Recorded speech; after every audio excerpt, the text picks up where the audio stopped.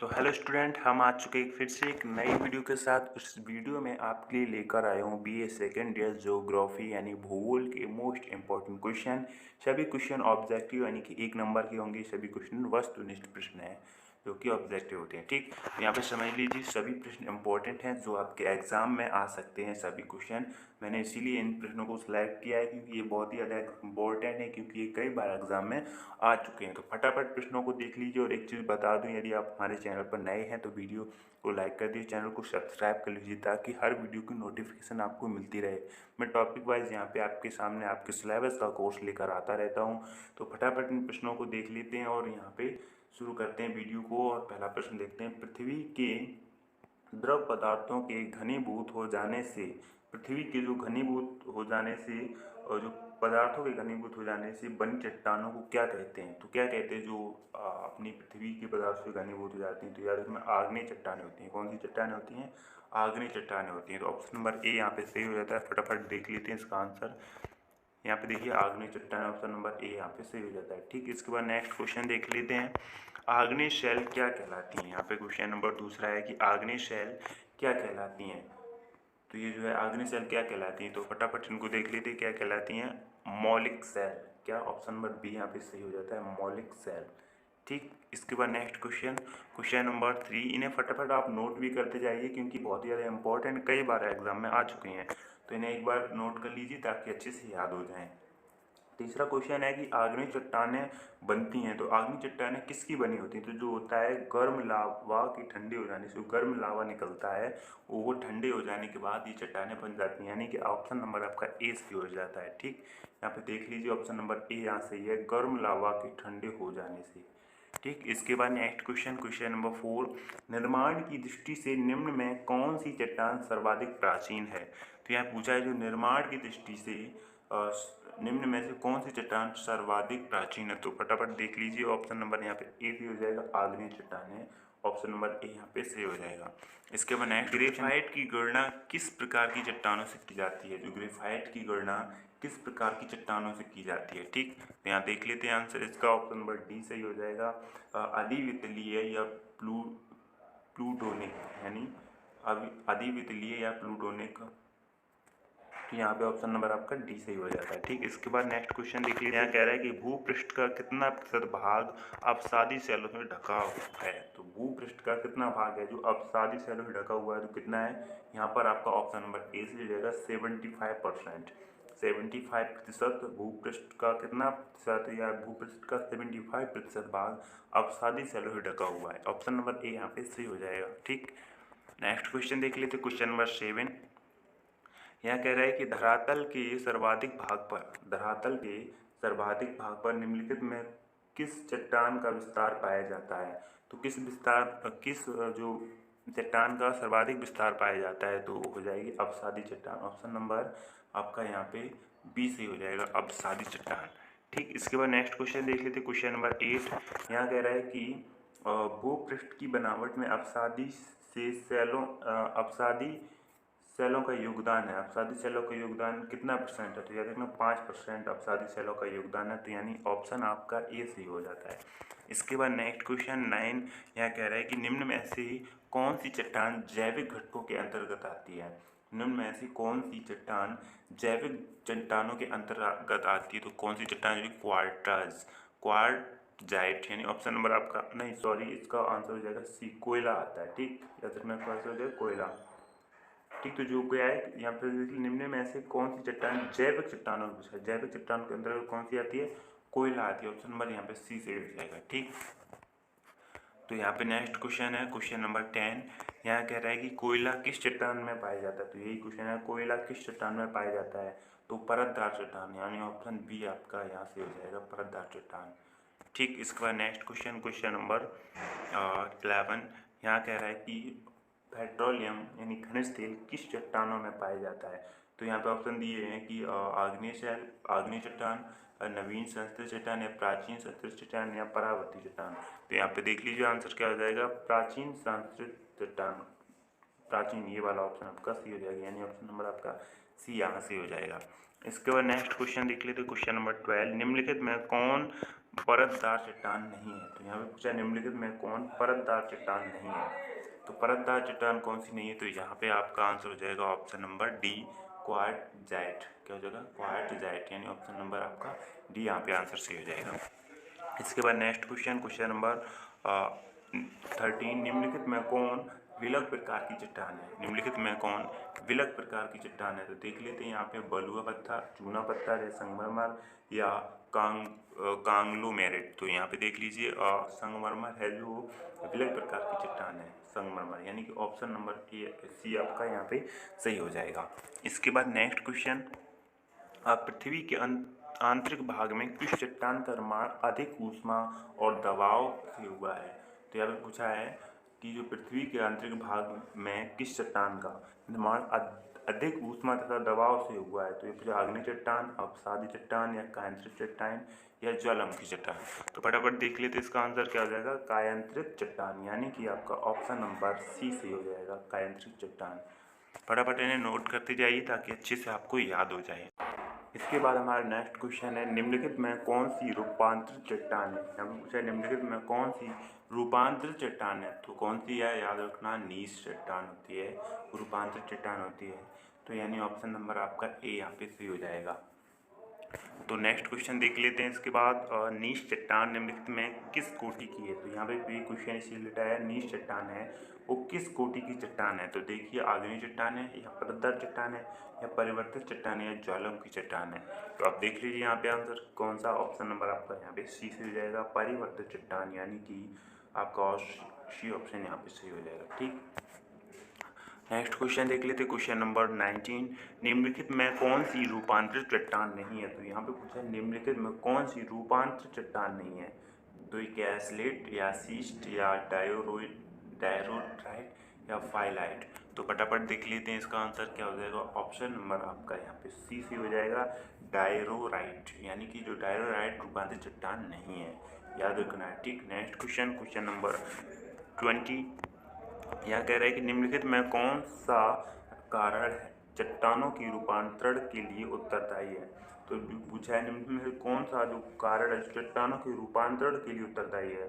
तो यहाँ पे देख लीजिए अपर्दन है, अपर्दन जो बरसात में बहुत ज़्यादा होता है। देख लीजिए अपर्दन में मिट्टी का, जैसे बरसात में मिट्टी का अपर्दन होता है, उसी प्रकार ये पूछा है चट्टानों की रूपांतरण के लिए उत्तरदायी है। तो यहाँ पे क्या हो जाएगा, अपर्दन, ऑप्शन नंबर ए यहाँ पे सही हो जाएगा।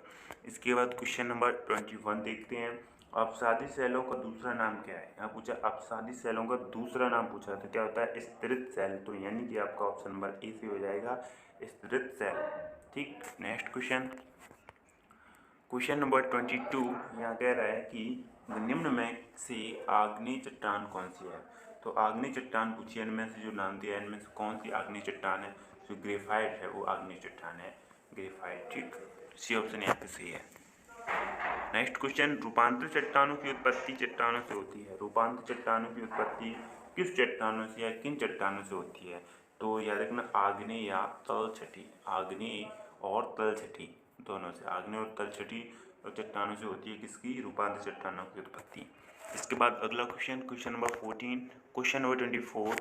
ठीक, तो यहाँ पे निम्न में से कौन आग्नेय चट्टान का उदाहरण है। तो आग्नेय चट्टान का उदाहरण पूछा है, तो इसमें से कौन सा है।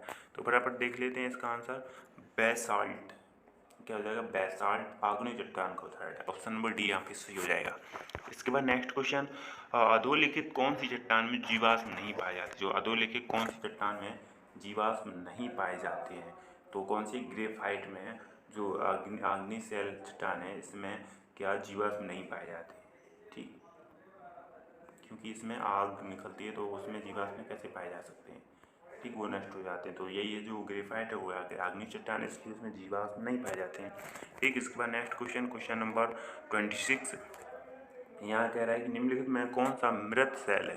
पूछा है निम्नलिखित में कौन सा मृत सेल है, क्योंकि आग्नेय सेल ये एक आग्नेय मतलब आग्नेय चट्टान है। ठीक है, तो इसमें कैसे कोई सभी जो भी चीज़ मिलेगा तो मृत रूप में मिलेगा, इसमें कोई जीवाश्म नहीं पाया जाता है। ठीक, तो यहाँ पे ऑप्शन नंबर आपका बी सही हो जाएगा। इसके बाद नेक्स्ट क्वेश्चन नंबर 27, निम्नलिखित में कौन सी आग्नेय सेल नहीं है। निम्नलिखित में कौन सी आग्नेय सेल नहीं है। तो ग्रेफाइट तो आग्नेय सेल है, और यहाँ पे बेसाल्ट भी आपकी आग्नेयशिला है, और ग्रेवो भी याद रखना, ग्रेवो भी आपकी आग्नेयशिला है। तो यहाँ पे कौन सी नहीं है? डोलोमाइट, डोलोमाइट यह है जो आग्नेयशिला नहीं है। तो यहाँ पे ऑप्शन नंबर आपका सी सही हो जाएगा। ठीक, इसके बाद नेक्स्ट क्वेश्चन, किस देश में भूकंप से उत्पन्न विनाशकारी समुद्र तरंगों को सुनामी कहते हैं? जो किस देश में उत्पन्न विनाशकारी समुद्र तरंगों को सुनामी कहते हैं, तो किस में कहते हैं? तो याद रखना किस में कहते हैं? जापान में।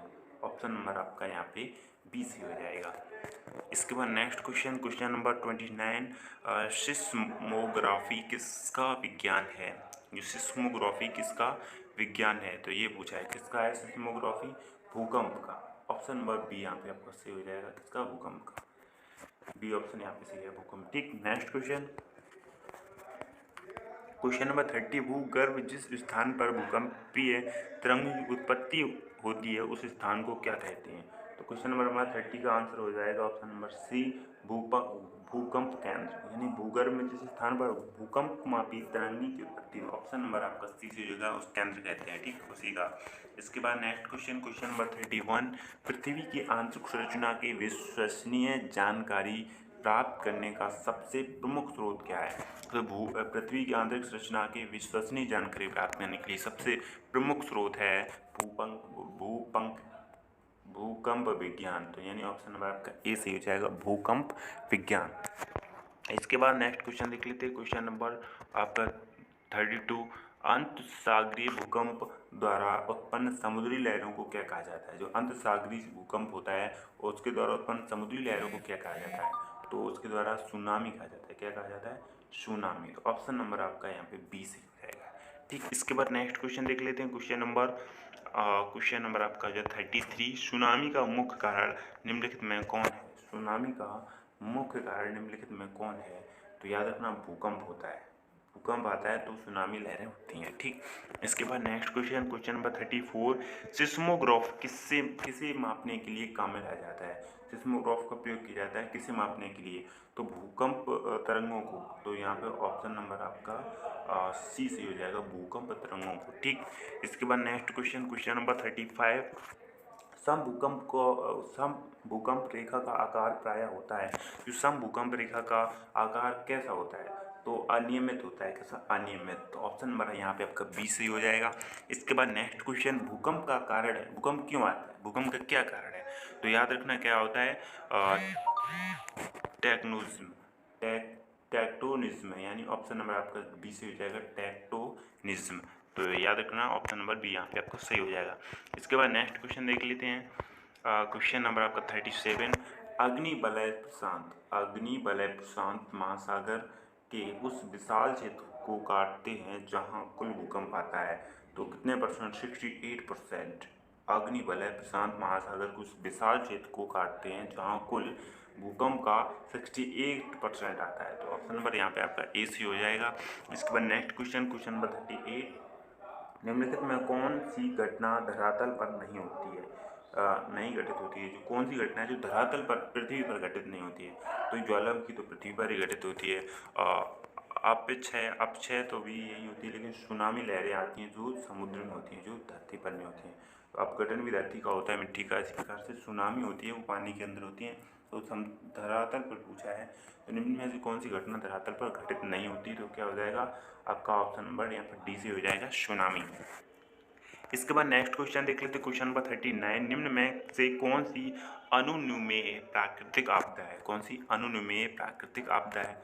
जो भूकंप है वो प्राकृतिक आपदा है। ठीक, तो यहाँ पे आपका ऑप्शन नंबर ए सी हो जाएगा, जो भूकंप है वो प्राकृतिक आपदा है, अनुमेय प्राकृतिक आपदा पूछा है। ठीक, इसके बाद नेक्स्ट क्वेश्चन, क्वेश्चन नंबर 40, विश्व के सर्वाधिक 63% की लगभग भूकंप निम्न में से किस पेटी में आते हैं? यहाँ पे किस पेटी पूछा है, तो याद रखना किस में आते हैं।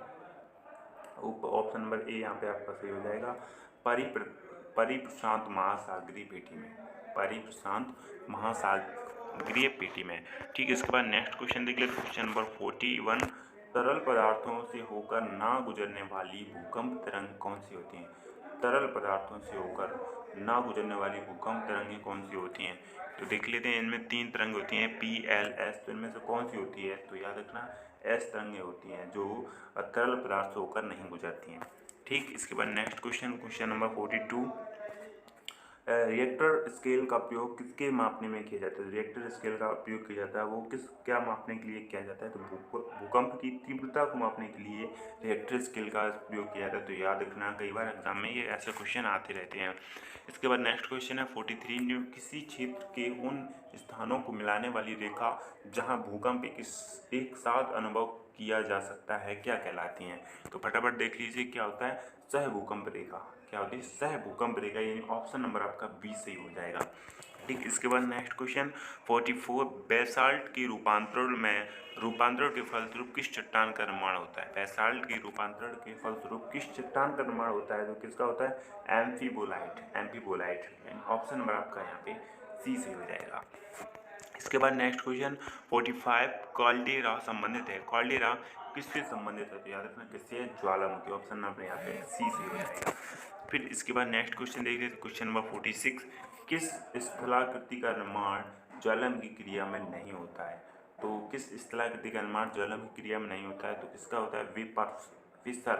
विसर्प, ऑप्शन नंबर यहाँ पे आपका डी से हो जाएगा। इसके बाद नेक्स्ट क्वेश्चन 47। निम्न में से कौन सी स्थलाकृति ज्वालामुखी क्रिया से संबंधित नहीं है?